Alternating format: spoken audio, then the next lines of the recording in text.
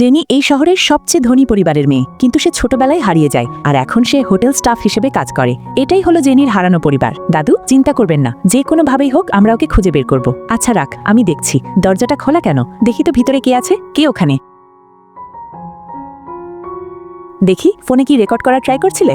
আউ, দিলেন তো ফোনটা নষ্ট করে। দাম কত এটার? 2 লাখ স্যার। কিউআর কোড দাও, স্ক্যান করে দিচ্ছি। Thank you. ইয়েস, আমি যাকে খুঁজছি তুমি ওই টাইপের না। চলে যাও এখান থেকে। আপনি চিন্তা করবেন না, আমরা যথাসম্ভব ফোর্স ইউজ করছি। আশা করছি খুব তাড়াতাড়ি তাকে খুঁজে পাবো। সেটাই যেন হয়। ওকে ফিরে পেলে আমাদের পরিবারটাই সম্পূর্ণ হবে। আরে, এটা আমার এই লকেটটার মতো না দেখতে? কি অদ্ভুত! এত দামি একটা গাড়ির লোগো আমার লকেটের মতো সেম। কি বলছে ওই মেয়েটা? আসসালামু আলাইকুম ম্যাডাম, আপনাকে স্যার ডাকছেন। কি?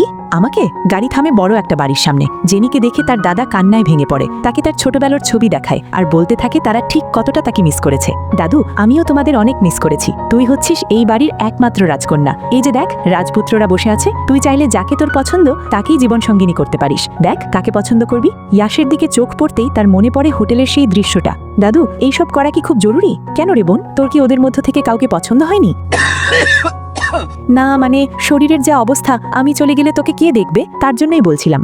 গল্পটা ভালো লাগলে লাইক, সাবস্ক্রাইব প্লিজ।